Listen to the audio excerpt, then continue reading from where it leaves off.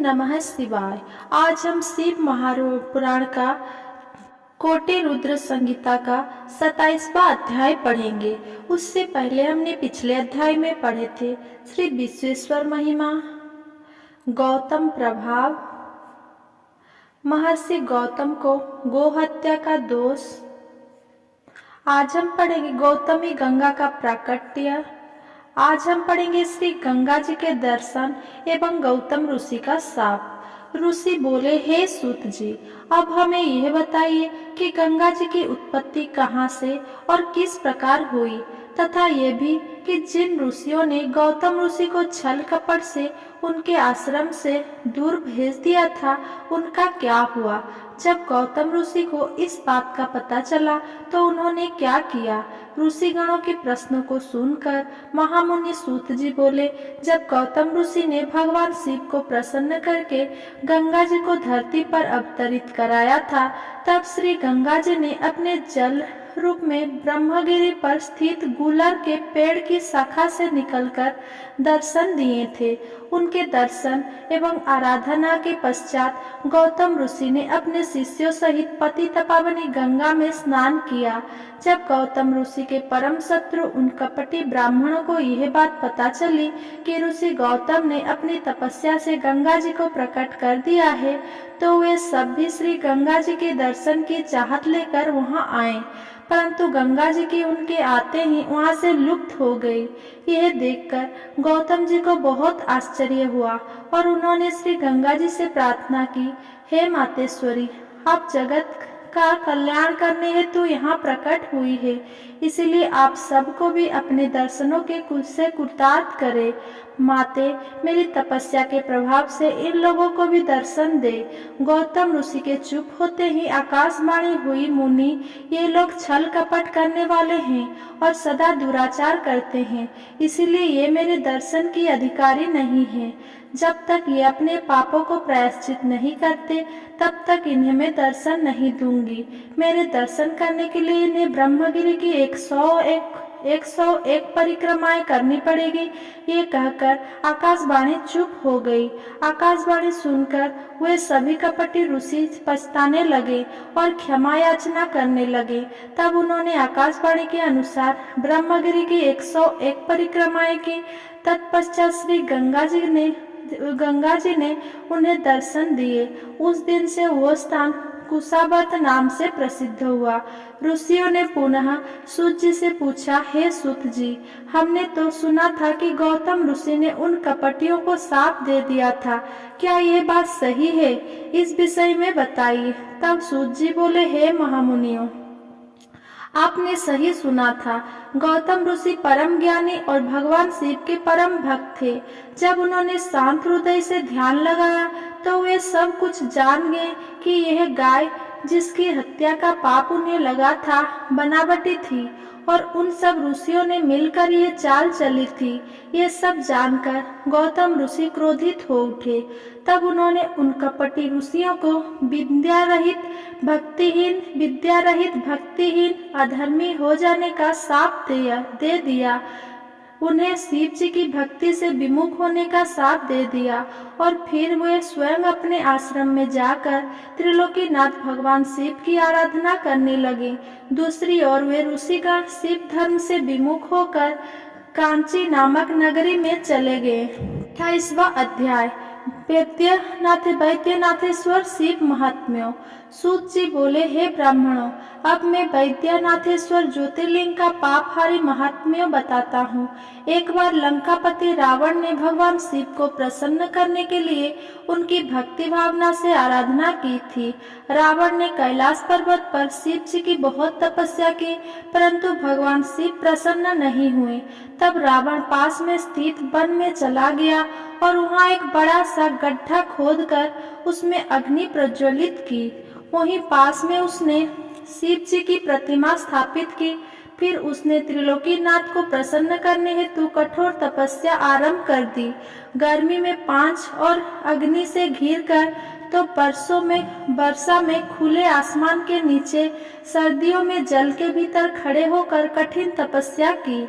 फिर भी शिव जी प्रसन्न नहीं हुए। तब राक्षस राज रावण ने अग्नि में अपने सिर को काटकर भेंट करना शुरू कर दिया। इस तरह एक के एक करके रावण ने अपने 9 सिर अग्नि को भेंट कर दिए। परंतु जब 10वीं बार रावण अपना सिर चढ़ाने को उन्मुख हुआ तो शिव जी प्रकट हो गए। शिव जी के साक्षात दर्शन पाकर रावण बहुत प्रसन्न हुआ और उनकी अनेकों प्रकार से स्तुति करने लगा। तब शिव जी बोले, हे राक्षस राज, मांगो, क्या मांगना चाहते हो? राक्षस राज रावण बोला, हे देवादिदेव महादेव जी, मैं आपको नमस्कार करता हूँ। भगवान, यदि आप मेरी तपस्या से संतुष्ट हुए तो मुझ पर कृपा कर मेरे साथ लंका चलकर रहें और मेरे आतिथ्य को स्वीकार करें। प्रभु, मैं आपकी शरण में आया हूँ, कृपा कर मेरे मनोरथ को पूर्ण कीजिए। रावण के वचन सुनकर शिव जी आश्चर्य में पड़ गए। तब उन्होंने सर्वप्रथम रावण को पूर्व की भांति निरोग किया और उसे अतुल बल प्रदान किया। तत्पश्चात उन्होंने रावण को अपना ज्योतिर्मय लिंग प्रदान किया और कहा कि मैं इस शिवलिंग में ज्योतिर्मय रूप में स्थित हूँ, इसीलिए तुम इसे अपने स्थान पर ले जाओ। पर एक बात का ध्यान रखना कि इसे रास्ते में कहीं भी भूमि पर ना रखना, अन्यथा तुम इसे आगे नहीं ले जा सकोगे और यह वहीं पर स्थित हो जाएगा। तब भगवान शिव का आशीर्वाद एवं शिवलिंग लेकर राक्षस राज रावण वहां से अपने घर लंका की ओर चल दिया। रास्ते में शिव जी की माया से रावण को लघु शंका की इच्छा हुई और वो शिवलिंग एक ग्वाले को पकड़ा कर चला गया। ग्वाले ने थोड़ी देर तक तो वो शिवलिंग पकड़े रखा, परंतु अधिक भारी होने के कारण उसने लिंग को जमीन पर रख दिया। फिर तो वो शिवलिंग वहीं पर स्थित हो गया। ये संसार में वैद्यनाथेश्वर के नाम से प्रसिद्ध हुआ। इसके दर्शनों से सभी अभिष्ट कार्यों की सिद्धि होती है और पापों का नाश होता है। ये सत्पुरुषों को भोग और मोक्ष देने वाला है। जब रावण को वापस आने पर यह बात ज्ञात हुआ कि शिवलिंग वही स्थित हो गया है, तो वो दर्शन के पश्चात लंका लौट आया। लंका पहुंचकर रावण ने शिव जी से वर प्राप्ति की सभी बातें अपनी प्रिया मंदोदरी को बताई। उधर जब देवताओं को ज्ञात हुआ कि भगवान शिव के ज्योतिर्लिंग की स्थापना हो गई है, तो सबने वहां आकर विधिवत शिवलिंग का दर्शन और पूजन किया। परंतु रावण ने वरदान प्राप्ति के विषय में सुनकर देवता घबरा उठे। तब उन्होंने देवर्षि नारद को लंकापति के पास भेजा। नारद जी रावण के पास गए और बोले, हे राक्षस राज, आपको भगवान शिव ने बलशाली होने का वर प्रदान किया है, परंतु आपने अपने बल की परीक्षा तो की ही नहीं, इसीलिए आपको कैलाश पर्वत को ही हिलाकर अपने बल और पराक्रम की परीक्षा करनी चाहिए। तब रावण कैलाश पर्वत के निकट पहुंचकर उसे उखाड़ने की कोशिश करने लगा, जिससे कैलाश पर्वत डोलने लगा। ये देखकर शिव जी बोले कि ये पर्वत क्यों हिल रहा है। तब देवी पार्वती व्यंग करते हुए बोली, हे देव, आपके शिष्य अपने गुरु की सेवा कर रहे हैं। ये जानकर कि राक्षस राज रावण कैलाश पर्वत को हिला रहा है, महादेव जी को क्रोध आ गया। वे रावण को शाप देते हुए बोले, ए दुर्बुद्धि रावण, तू बल पाकर घमंडी हो गया है और मेरे ही निवास स्थान पर अपने बल का प्रयोग कर रहा है।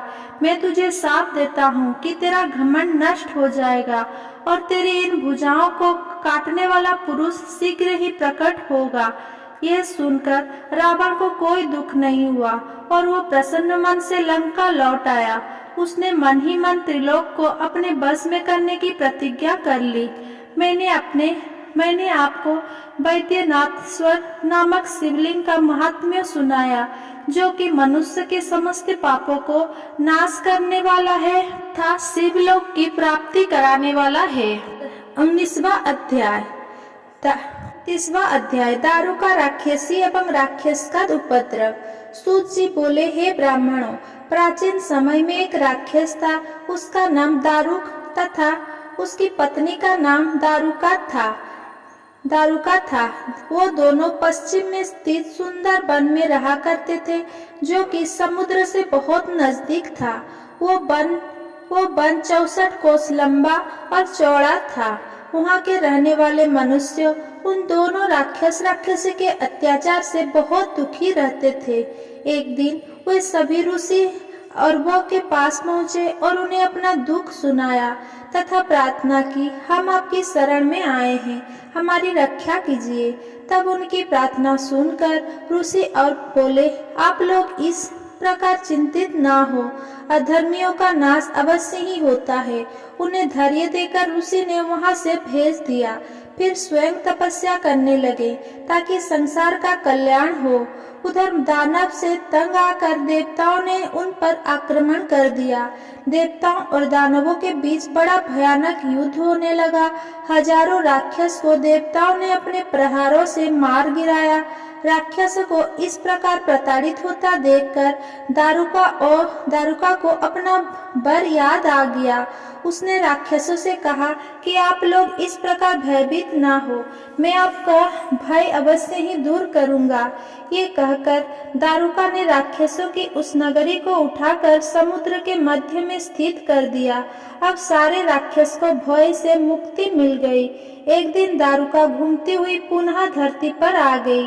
तब उसने देखा कि एक डोंगी में बहुत से मनुष्य बैठकर समुद्र की ओर से पृथ्वी पर आ रहे हैं। दारुका ने जाकर राक्षसों को सूचना दी कि असंख्य मनुष्य समुद्र में हैं। राक्षसों ने उन मनुष्यों को पकड़कर अपने जेल खाने में कैद कर दिया। उन मनुष्यों में एक सुप्रिया नामक बनिया भी था, जो भगवान शिव का परम भक्त था। उसने कारवास में ही भगवान शिव का पार्थिव लिंग स्थापित किया और उसकी विधि पूर्वक आराधना करनी आरंभ कर दी। उसे शिव जी का पूजन करते देखकर अन्य मनुष्य भी उसके साथ शिव जी की आराधना करने लगे। उन्हें भगवान शिव की पूजा करते करते काफी समय व्यतीत हो गया।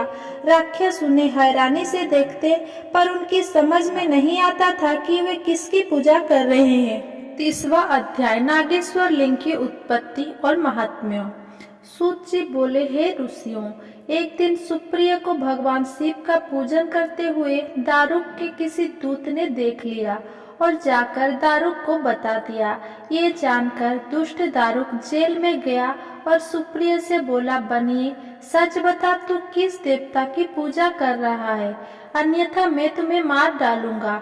बहुत पूछने पर भी जब सुप्रिय ने कुछ नहीं बताया, तब क्रोधित होकर राक्षस राज दारुक ने उस बनिए को मारने की आज्ञा दे दी। वो परम शिव भक्त हाथ जोड़े आंखें मूंदकर अपने आराध्य भगवान शिव का ध्यान कर उनसे मन में रक्षा करने की प्रार्थना करने लगा।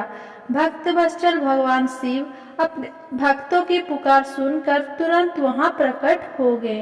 अपने भक्तों की ओर बढ़ते उस राक्षसों को देखकर भगवान शिव ने पाशुपत अस्त्र उठा लिया और उन राक्षसों का एकाएक पल में ही नाश कर दिया।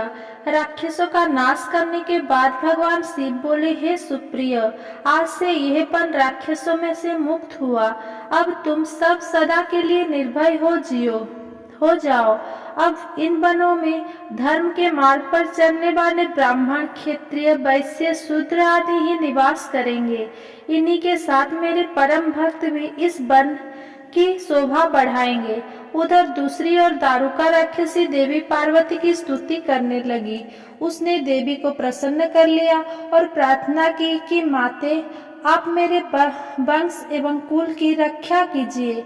तब देवी पार्वती दारुका के वचन को सुनकर भगवान शिव से बोली, हे नाथ, आपकी कही ये बात को युगों के अंत में सच हो, उसके पूर्व तामसी सृष्टि भी हो रहे, ये मेरा विचार है। भगवान, मेरी बात को पूरा करिए। दारुका मेरी ही शक्ति है, इसीलिए उसकी रक्षा करना मेरा धर्म है। यहाँ पर दारुका का ही राज्य होगा।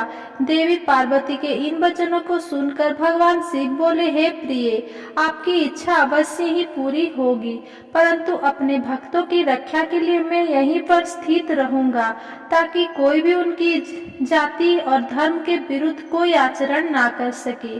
जो मनुष्य धर्म के मार्ग का अनुसरण करते हुए भक्ति भावना के साथ प्रेम पूर्वक मेरा दर्शन करेगा, वो चक्रवर्ती राजा हो जाएगा। कलयुग के अंत में और सतयुग के आरंभ में महासेन का पुत्र वीरसेन राजाओं का भी राजा होगा, और जब वो यहाँ आकर मेरे दर्शन करेगा तो वो चक्रवर्ती सम्राट बन जाएगा। ये कहकर भगवान शिव और देवी पार्वती वहाँ ज्योतिर्मय रूप में पार्थिव लिंग में स्थित हो गए। त्रिलोकीनाथ भगवान शिव नागेश्वर नाम से और देवी पार्वती नागेश्वरी नाम से प्रसिद्ध हुई। भगवान शिव पार्वती अनेक प्रकार की लीलाएं करते हुए वहां स्थित हो गए। यह नागेश्वर ज्योतिर्लिंग तीनों लोकों का कल्याण करने वाला एवं सभी कामनाओं को पूर्ण करने वाला नागेश्वर ज्योतिर्लिंग के प्रादुर्भाव की कथा पला है। नागेश्वर ज्योतिर्लिंग के प्रादुर्भाव की कथा सुनने या पढ़ने से महापातकों का नाश होता है। कथा संपूर्ण मत तथा संपूर्ण मनोरथ को पूर्ण करने वाला है। अगर मेरा ये वीडियो आपको पसंद आया हो तो मेरा वीडियो को